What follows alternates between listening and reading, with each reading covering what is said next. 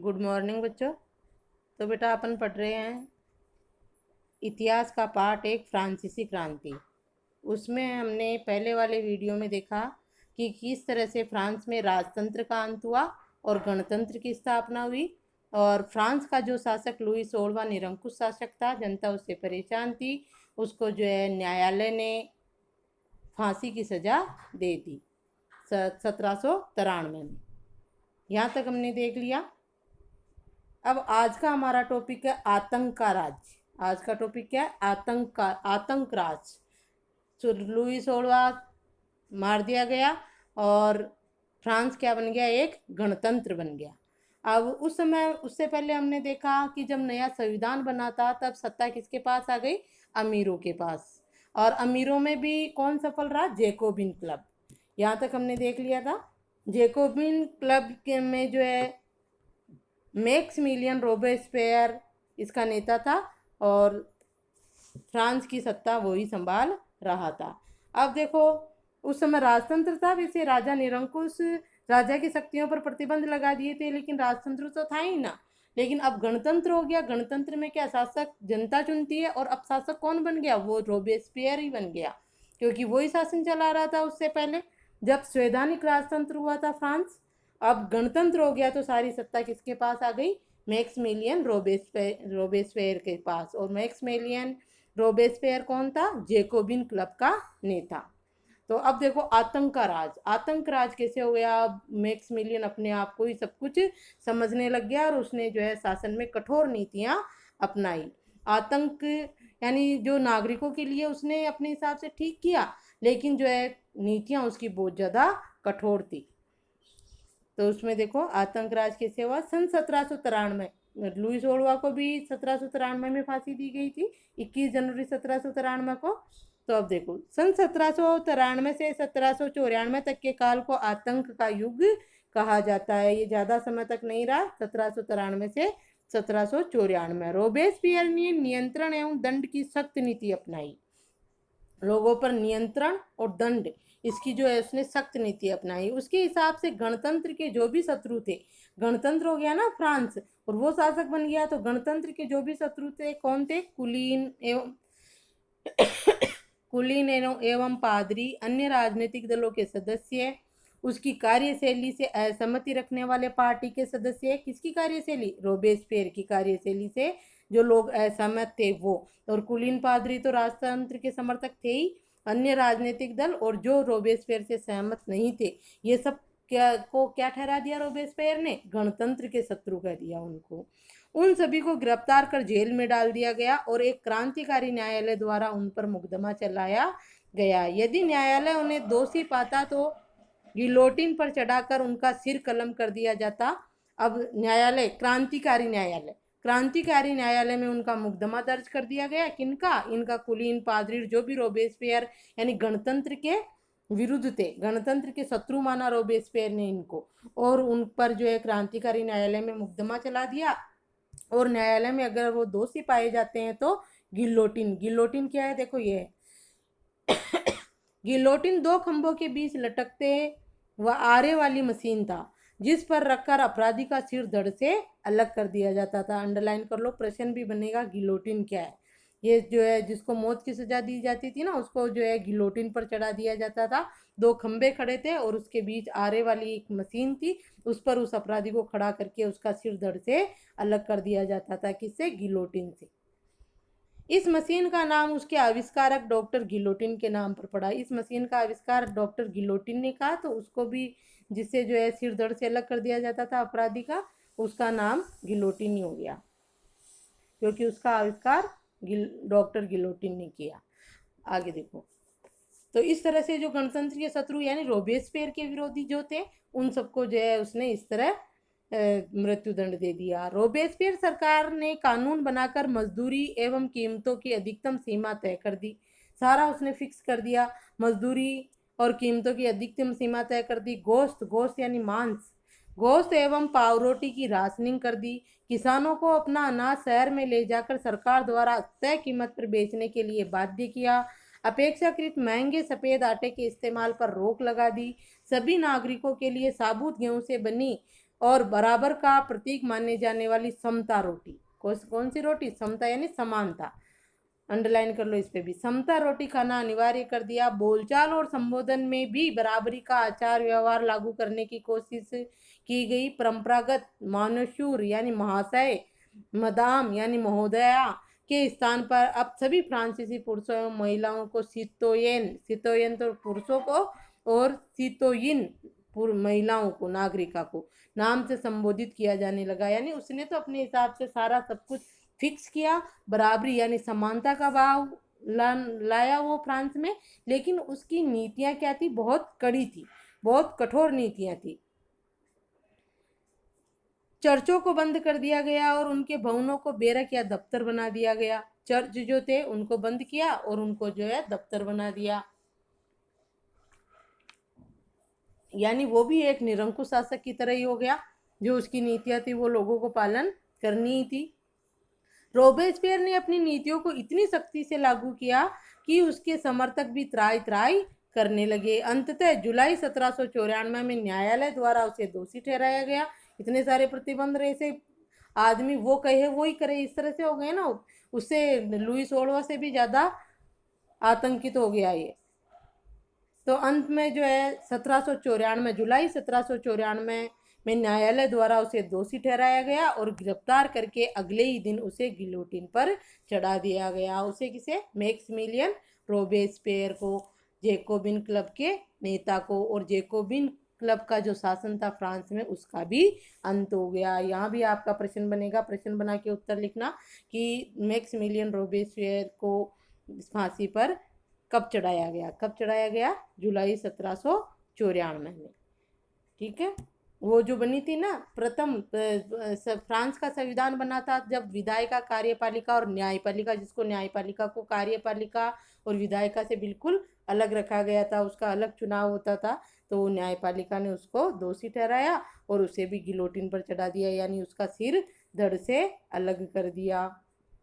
तो ये Maximilien Robespierre यानी जैकोबिन क्लब का अंत हुआ। और अब आएगा अपने वापस डायरेक्टरी शासित फ्रांस। डायरेक्टरी जैकोबिन क्लब के बाद जो है 5 सदस्यों की वो विधान परिषद बनाई गई थी, 5-5 सदस्यों की, उनको कहा गया डायरेक्टरी। तो शासन अब उनके हाथ में आ गया। देखो एक बार ये पढ़ लो, स्वतंत्रता या लिबर्टी क्या है? दो परस्पर विरोधी विचार है। ये एक पत्रकार है डेस्मोलिन्स। कौन है ये? क्रांतिकारी पत्रकार कैमिल डेस्मोलिन्स ने सन 1793 में ये लिखा। इसके कुछ ही दिनों बाद आतंक राज के दौरान उसे फांसी दे दी गई। ये जो एक पत्रकार है, क्या नाम है इसका? कैमिल डेस्मोलिन्स। इसने जो 1793 में जो जैकोबिन क्लब यानी रोबेस्पियर का शासन था ना, तो स्वतंत्रता समानता नागरिकों को दी गई थी, लेकिन वो इतनी कड़ी नीतियां लागू कर रहा, उनको मांगना जनता के लिए अनिवार्य था, तो फिर स्वतंत्रता कहाँ रही? तो ये अब जो है पत्रकार है कैमिल डेस्मोलिन्स, ये स्वतंत्रता क्या है के बारे में बता रहा है। दो परस्पर विरोधी विचार है, किस किस के? रोबेस्पियर के और डेस्मोलिन्स के, पत्रकार के। देखो क्या है ये, उसके तो हमने पढ़ लिए, रोबेस्पियर ने तो क्या किया। अब ये क्या लिखता है पत्रकार, देखो। कुछ लोगों का मानना है कि स्वतंत्रता एक शिशु के समान है जिसे परिपक्व होने तक अनुशासन की अवस्था से गुजरना आवश्यक है, पर सत्य कुछ और है। स्वतंत्रता सुख शांति है, विवेक है, समानता एवं न्याय है, वह अधिकारों का घोषणा पत्र है। आप शायद अपने सभी दुश्मनों का सिर काट देना चाहते हैं। क्या इससे बड़ी मूर्खता हो सकती है? क्या किसी एक व्यक्ति को उसके दासियों, सगे संबंधियों को दुश्मन बनाए बिना फांसी के तख्ते तक लाना संभव है? 7 फरवरी 1794 को रोबेस्पियर ने कन्वेंशन में भाषण दिया, जो ले मोनिटेर यूनिवर्सल अखबार में छपाई। अखबार का नाम है। और ये कौन है? पत्रकार है। उसी भाषण का एक अंश देखो। अब वो क्या कह रहा है ये तो इसकी बात है, कौन है ये पत्रकार? डेस्मोलिन्स की। अब जो है भाषण में क्या कहा उसने, रोबेस्पियर ने, देखो। लोकतंत्र को स्थापित और सुदृढ़ करने के लिए, संविधान सम्मत शांतिपूर्ण शासन के लिए हमें सबसे पहले अत्याचारी निरंकुशता के विरुद्ध स्वतंत्रता की लड़ाई को अंतिम परिणति तक पहुंचाना होगा। गणतंत्र के घरेलू एवं बाहरी दुश्मनों का विनाश करना आवश्यक है, जो कर दिया ना उसने कुलीन पादरियों का और उनका, आवश्यक है, अन्यथा हम खुद नष्ट हो जाएंगे। क्रांति के दौर में लोकतांत्रिक सरकार आतंक का सहारा ले सकती है। देखो ये इसके विचार है रोबेस्पियर के, कि इस क्रांति के काल में जो सरकार है वो जो है आतंक का सहारा ले सकती है, ऐसा ही रोबेस्पियर ने किया। आतंक बस कठोरता, तुरंतता और अनम्य न्याय न्याय है। उसने क्या बताया आतंक को, कि कठोरता यानी कड़े नियम, तुरंतता यानी तुरंत जो है उसमें फैसला दिया जाता है, ये अनम्य न्याय है, ये क्या है, आतंक है, जिसका प्रयोग पितृभूमि की अत्यावश्यक जरूरतों को पूरा करने के लिए किया जाएगा। कि हमारी जो भूमि है पितृभूमि, उसकी आवश्यकताओं को पूरा करने के लिए हम इनका प्रयोग करेंगे। किनका, कठोरता, तुरंतता जो है ये है आतंक में।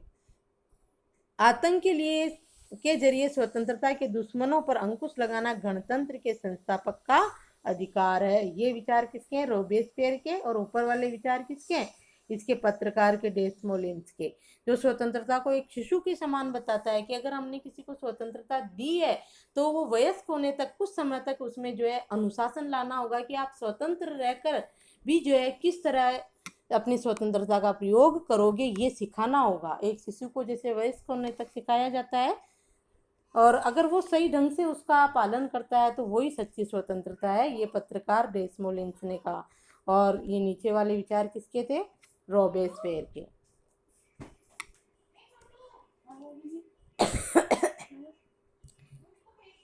ये देखो डेसमोलिन्स और रोबेस्पियर के विचारों की तुलना करें। राज्य शक्ति के प्रयोग से दोनों का क्या तात्पर्य है, राज्य शक्ति का प्रयोग। रोबेस्पियर का तो मतलब क्या है, कि जो है कठोर नीतियां अपनानी चाहिए गणतंत्र को सफल बनाने के लिए, और डेसमोलिन्स कहता है कि शांति से काम करना चाहिए। इन दोनों को पढ़ के लिखोगे आप। ये निरंकुशता की विरुद्ध स्वतंत्रता की लड़ाई से रोबेस्पियर का क्या मतलब है, निरंकुशता की विरुद्ध स्वतंत्रता की लड़ाई का क्या मतलब है। डेसमोलिन्स स्वतंत्रता को कैसे देखता है, एक शिशु के समान देखता है।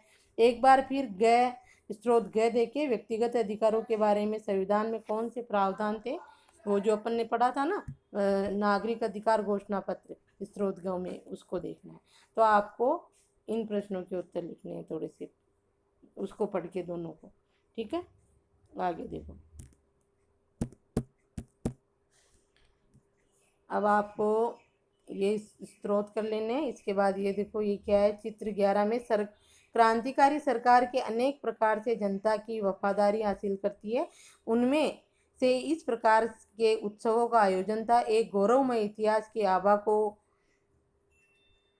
संप्रेषित करने के लिए प्राचीन यूनान व रोम की सभ्यताओं के प्रतीकों का इस्तेमाल किया गया। ये एक उत्सव मनाया जा रहा है यहाँ पर, जो है रोम और यूनान जो है इन देशों की के प्रतीक है, जिनको लेकर लोग उत्सव मना रहे हैं, ठीक है।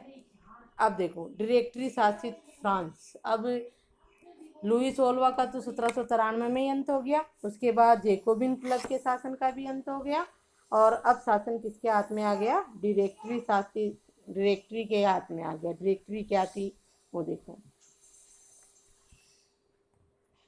अंडरलाइन करते जाना आप लोग। जेकोबिन सरकार के पतन के बाद मध्य वर्ग के संपन्न तबके के पास सत्ता आ गई। जेकोबिन क्लब का पतन हो गया, उसके बाद सत्ता किसके पास आ गई, मध्यम वर्ग का जो संपन्न तबका था, जिसमें जो है अमीर लोग आते थे, व्यापारी, वकील, शिक्षक आदि, तो अब सत्ता इनके पास आ गई। नए संविधान के तहत संपत्तिहीन तबके को मताधिकार से वंचित कर दिया गया था। नया संविधान जब फ्रांस का बना था, उसमें जो है गरीब लोगों को मताधिकार प्राप्त नहीं था, और वो अमीरों का शासन हो गया था। इस संविधान में दो चुनी गई विधान परिषदों का प्रावधान था। इस संविधान में दो विधान परिषदों का प्रावधान था। इन परिषदों ने 5 सदस्यों वाली एक कार्यपालिका, जिसे क्या कहा, डायरेक्टरी, कार्यपालिका 5 सदस्यों वाली डायरेक्टरी को नियुक्त किया। इस प्रावधान के जरिए जेकोबिनों के शासनकाल वाली एक व्यक्ति केंद्रित कार्यपालिका से बचने की कोशिश की गई। डायरेक्टरी थी शासन के लिए 5 सदस्यों की डायरेक्टरी नियुक्त। इस प्रावधान के जरिए, कौन से प्रावधान के जरिए, कि यहाँ पर जो है 5 सदस्यों की एक डायरेक्टरी होगी, के जरिए जेकोबिनों के शासनकाल वाली एक व्यक्ति केंद्रित कार्यपालिका से बचने की कोशिश की गई। जैकोबिन काल में एक व्यक्ति वाली वो थी कार्यपालिका, और वैसे कोई इतने सदस्यों की 5 सदस्यों की थी नए संविधान के अनुसार।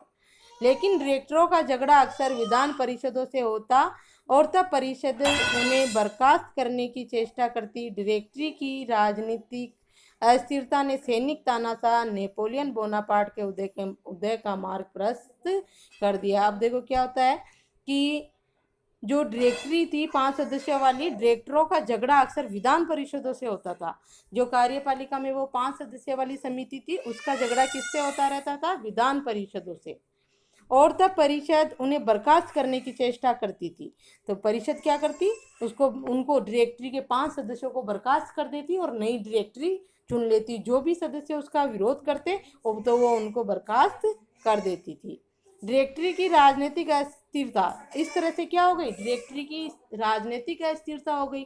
कभी कौन सदस्य चुने जा रहे हैं, कभी कौन सदस्य चुने जा रहे हैं, तो शासन एक जो है सुदृढ़ नहीं हो पाया। ऐसे में क्या हुआ कि जो है सैनिक तानाशाह नेपोलियन बोनापार्ट का उदय हुआ। और नेपोलियन बोनापार्ट जो है प्रशा के सम्राट का जो है सेनापति था। जो सैनिक तानाशाह था, सैनिकों पर नियंत्रण रखना, सैनिकों को प्रशिक्षण देना, इस तरह के कार्य नेपोलियन के थे। प्रशा के सम्राट के यहाँ सेना में था सेनापति नेपोलियन। प्रशा के सम्राट ने नेपोलियन को एक दो जो काम दिए थे जो कोई नहीं कर सकता था, असंभव काम थे, वो काम जो है नेपोलियन ने प्रशा के सम्राट को कर दिखाए। और जब इसको जो है युवा था, जब इसको अपने 1-2 कदम पर ही सफलता मिली, जो काम इसको दिए गए और ये सफल हुआ उसमें, तो इसके हौसले और बुलंद हो गए। अब इसने जब ऑस्ट्रिया पर आक्रमण किया, ऑस्ट्रिया को भी जीता था नेपोलियन ने, और प्रशा के में मिलाया था उसको, उसके कुछ भाग को। तो ऐसे में जो है प्रशा को जीता। उसके बाद इसकी निगाह फ्रांस पर पड़ी, और फ्रांस में इस तरह की राजनीतिक अस्थिरता को देखकर नेपोलियन ने फ्रांस पर जो है अधिकार किया।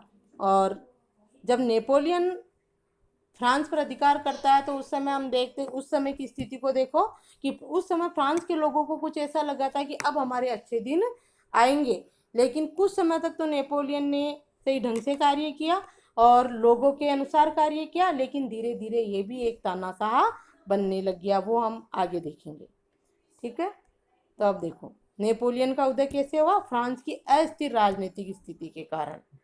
सरकार के स्वरूप में इन सभी परिवर्तनों के दौरान स्वतंत्रता, विधि सम्मत समानता और बंधुत्व प्रेरक आदर्श बने रहे। इन मूल्यों ने आगामी सदी में न सिर्फ फ्रांस बल्कि बाकी यूरोप के राजनीतिक आंदोलनों को भी प्रेरित किया। आप देखो क्या होता है कि सरकार का जो स्वरूप था, स्वरूप में इन सभी परिवर्तनों के दौरान स्वतंत्रता, विधि सम्मत यानी कानून के समान, कानून के अनुसार, विधि सम्मत यानी कानून के अनुसार समानता और बंधुत्व प्रेरक आदर्श बने रहे। किसमें? सरकार के स्वरूप में। इन सभी परिवर्तनों के दौरान भी इन मूल्यों ने आगामी सदी में न सिर्फ फ्रांस बल्कि बाकी यूरोप के राजनीतिक आंदोलनों को भी प्रेरित किया। ऐसे में जो है यूरोप महाद्वीप के जो अन्य देश थे फ्रांस के अलावा, उनमें भी जो है राजनीतिक आंदोलन होना शुरू हो गए।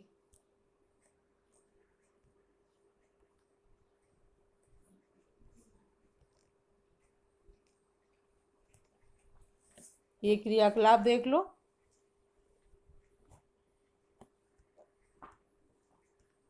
इसमें है आपके यहाँ चित्रित जन समूह और वेशभूषा, भूमिका एवं क्रियाकलाप का वर्णन करें। इस चित्र से क्रांतिकारी उत्सव की कैसी छवि बनती है? इस चित्र के लिए है ये, ठीक है, इसके लिए तो ये करना आवश्यक नहीं है आपका। अब इसमें देखो आपकी किस तरह से आतंक का राज समाप्त हुआ और नेपोलियन का उदय हुआ। ये हमने देख ही लिया। नेपोलियन कौन था? प्रशा के सम्राट का सैनिक तानाशाह था। अगला है अपने, क्या महिलाओं के लिए भी क्रांति हुई?